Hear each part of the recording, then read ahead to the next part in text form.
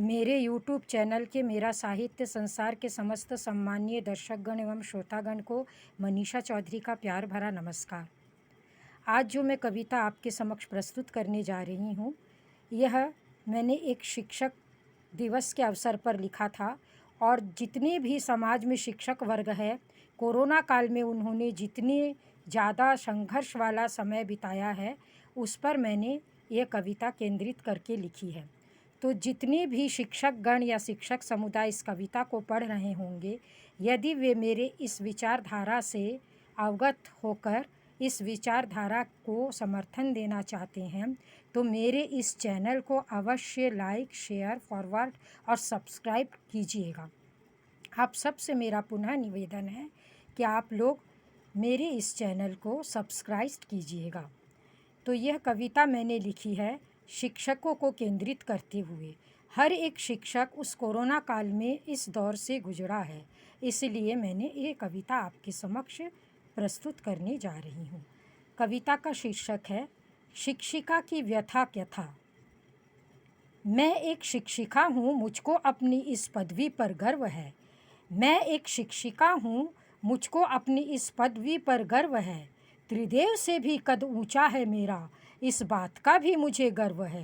त्रिदेव से भी कद ऊंचा है मेरा, इस बात का भी मुझे गर्व है। मैं राष्ट्र निर्माता, युग दृष्टा, स्रष्टा, भविष्य से आगे देख रही हूँ। मैं राष्ट्र निर्माता, युग दृष्टा, स्रष्टा, भविष्य से आगे देख रही हूँ। युगों युगों से सम्मानित हूँ मैं, फिर भी कहीं छली गई हूँ। युगों युगों से सम्मानित हूँ मैं, फिर भी कहीं छली गई हूँ। मैं बुद्धिजीवी हूँ, फिर भी संघर्ष युक्त है जीवन मेरा। मैं बुद्धिजीवी हूँ, फिर भी संघर्ष युक्त है जीवन मेरा।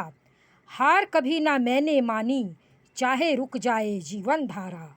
हार कभी ना मैंने मानी, चाहे रुक जाए जीवन धारा। कोरोना काल में कठिन परीक्षा से गुजरना पड़ा। कोरोना काल में कठिन परीक्षा से गुजरना पड़ा। टेक्नोलॉजी और भौतिकवादी युग में अस्तित्व की रक्षा हेतु लड़ना पड़ा। टेक्नोलॉजी और भौतिकवादी युग में अस्तित्व की रक्षा हेतु लड़ना पड़ा। जनमानस यह जान ले, यह धरा टिकी है केवल मेरे कंधों पर। जनमानस यह जान ले, यह धरा टिकी है केवल मेरे कंधों पर। जिस छात्र में दिख जाए लेश मात्र भी आदर्श, तो मानो मेरे ही बल पर। जिस छात्र में दिख जाए लेश मात्र भी आदर्श, तो मानो मेरे ही बल पर। मेरा तो बस लक्ष्य यही है, राष्ट्र निर्माण के पथ पर बढ़ते जाना। मेरा तो बस लक्ष्य यही है, राष्ट्र निर्माण के पथ पर बढ़ते जाना। इस विश्व धरा पर निरंतर मानवता के पुष्प खिलाना। इस विश्व धरा पर निरंतर मानवता के पुष्प खिलाना। आओ प्रतिज्ञा करे मनीषा, 5 सितंबर इस शुभ दिन के अवसर पर। आओ प्रतिज्ञा करे मनीषा, 5 सितंबर इस शुभ दिन के अवसर पर।